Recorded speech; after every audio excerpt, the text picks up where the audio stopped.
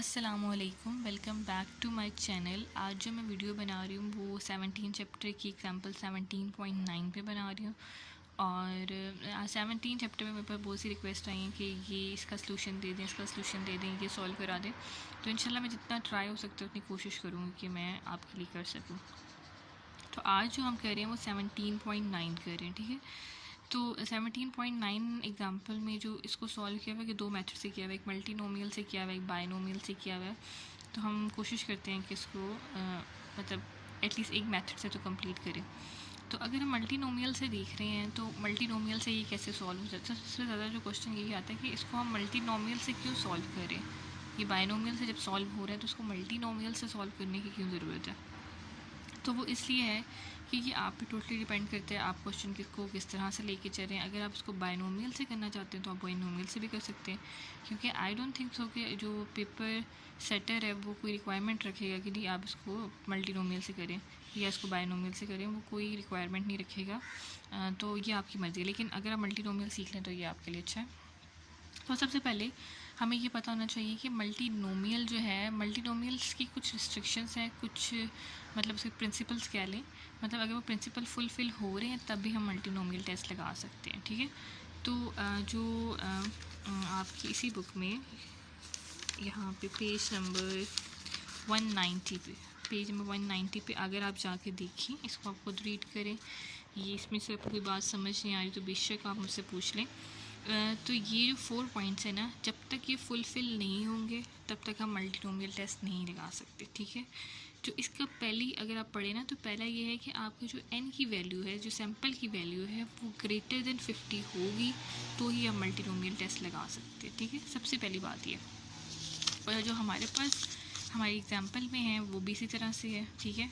उन्होंने हमें कहा है कि अ कॉइन इज़ थ्रोन 1600 टाइम्स, ठीक है, 1600 टाइम्स, ठीक है। ये हमारे पास सैम्पल की वैल्यू है and it is greater than 50। तो इसका मतलब है कि यहाँ पे हम मल्टीनोमियल टेस्ट लगा सकते हैं। एंड 840 हेड्स आर, मतलब हेड आर रिकॉर्डेड, ठीक है। 840 हेड जो है वो रिकॉर्ड हुआ है, ठीक है।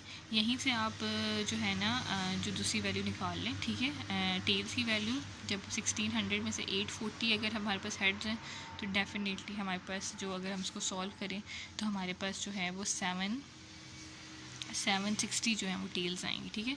तो इसको सॉल्व करके देख लीजिएगा, ठीक है। उसके बाद हमें सिग्निफिकेंस लेवल दिया हुआ है, ठीक है। अब मल्टीनोमियल टेस्ट के अकॉर्डिंग जो हमारी हाइपोथेसिस बनती हैं, अच्छा इसके लिए भी अगर आपको मतलब आपको पता होना चाहिए कि आपने कौन कौन से जो है वो स्टेप्स करने हैं, क्योंकि हम चीज़ें बहुत मिस कर जाते हैं, हम रीड नहीं करते, ठीक है, क्योंकि हमारी बुक में सब कुछ होता है। जैसे कि ये पेज नंबर 190 पे पहले ये मल्टीनोमियल टेस्ट की जो मैंने आपको 4 पॉइंट्स बताए हैं वो हैं। उसके बाद टेस्ट पे हमने कौन कौन से स्टेप्स लगाने हैं वही सारे हैं। पहले आप हाइपोथेसिस बनाएंगे,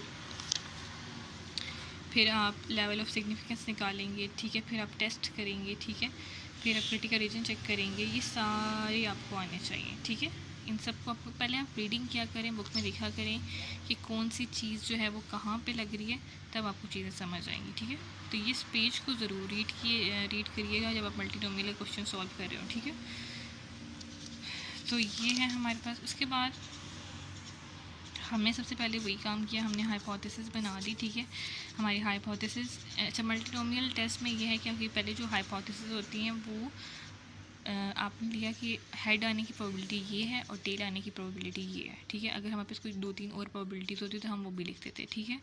और जो दूसरी हाइपोथेसिस बनती है, ठीक है, ये H0 वाली और H1 वाली जो हाइपोथेसिस बनती है वो हमारी बनती है कि कोई भी, किसी की भी प्रोबेबिलिटी नहीं है कि वो 1/2 के इक्वल हो, ठीक है। एक साइड पॉजिटिव हाइपोथेसिस बनाते हैं और एक हम नेगेटिव हाइपोथेसिस बनाते हैं, ठीक है।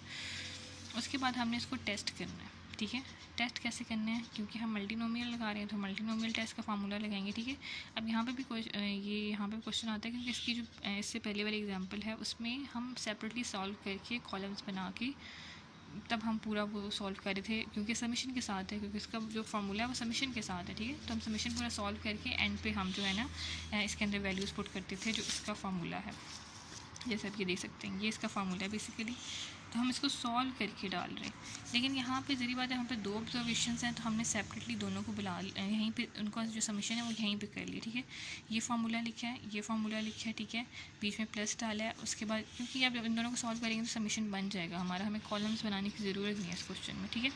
डिग्री ऑफ फ्रीडम हमें पता है कि -1 नंबर ऑफ जो ऑब्जर्वेशन हैं वो 2 हैं, तो -2 - 1 हमारे पास डिग्री ऑफ फ्रीडम 1 है, ठीक है। उसके बाद हमने अब ये वाला तो हमें पता है, ऑब्जर्व फ्रीक्वेंसी तो हमें पता है, ठीक है, लेकिन हमें एक्सपेक्टेड नहीं पता, तो एक्सपेक्टेड हमें कैलकुलेट करनी पड़ेगी। ऑब्जर्व तो हमें पता है, ऑब्जर्व हमें कैसे पता है कि ऑब्जर्व हमें पता है कि हेड आने की प्रोबेबिलिटी कितनी है 840, टेल आने की प्रोबेबिलिटी कितनी है 760, क्योंकि मैंने कहा था आप सॉल्व कर लें पहले, ठीक है। उसके बाद हमें जो एक्सपेक्टेड है वो नहीं पता, तो एक्सपेक्टेड हम कैसे निकालेंगे, ठीक है। हम ये वाला फार्मूला लगाएंगे, जो हमारे पास टोटल फ्रिक्वेंसीज़ हैं उनको 1/2, क्योंकि हेड आने की प्रोबेबिलिटी भी 1/2 है, टेल आने की भी 1/2 है। तो जो एन को जब हम इससे मल्टीप्लाई करेंगे तो हमारे पास एक्सपेक्टेड हेड की आ जाएगी और एक्सपेक्टेड टेल की आ जाएगी, तो दोनों की सेम है। उन दोनों वैल्यूज़ को फार्मूलाज में पुट करेंगे। इसकी हमें पता है क्या है, हमें पता है 840, इसकी हमें पता है 760, और एक्सपेक्टेड हमने निकाल लिए, तो एक्सपेक्टेड ऊपर भी डालेंगे और नीचे भी डालेंगे, तो ये हमारे पास सॉल्व होकर 4 आंसर आ जाएगा, ठीक है। जब ये आंसर आ जाएगा फिर आपने करना है कि उसी तरह आप पहले जाकर टेबल में 0.05 को 1 पे चेक करें तो 3.84 आता है, तो 3.4 चेक करें कि क्या ये एक्सेप्टेंस रीजन में फॉल कर रहा है या रिजेक्शन रीजन में फॉल कर रहा है, ठीक है। तो यहाँ पे ये क्रिटिकल रीजन में फॉल कर रहा है। We therefore reject our null hypothesis, ठीक है। द डाटा इज़ जो है ना वो, मतलब उन्होंने कहा था कि ये अनबाइस्ड है लेकिन ये बाइस्ड डाटा है, ठीक है। तो ये हमने मल्टीनोमियल से इसको सॉल्व कर दिया, ठीक है। इसी तरह से ये बाइनोमियल से सॉल्व होता है, तो बाइनोमियल से आई गेस आप लोग कर लेंगे, ठीक है। अगर वो उस तरह से नहीं होता तो आप बेशक मुझे कमेंट सेक्शन में बताएं, मैं उस तरह से भी आपको सॉल्व करवा दूँगी। तो ये थी मेरी आज की वीडियो, होप सो आपको बहुत अच्छी लगी होगी। और मुझे 17 चैप्टर पे बहुत रिक्वेस्ट आ रही हैं कि आप 17 चैप्टर का ये क्वेश्चन सॉल्व करा दें, ये करा दें। तो इंशाल्लाह मैं जितना पॉसिबल हो सकता है, जितना करवा सकती हूँ उतना मैं इंशाल्लाह ज़रूर करवाऊँगी। और इस तरह मुझे कमेंट सेक्शन में बताते रहें कि आपको किस चीज़ पर वीडियो चाहिए, मैं इंशाल्लाह ज़रूर बनाऊँगी। मिलते हैं अपनी नेक्स्ट वीडियो में, तब तक के लिए अल्लाह हाफ़िज़।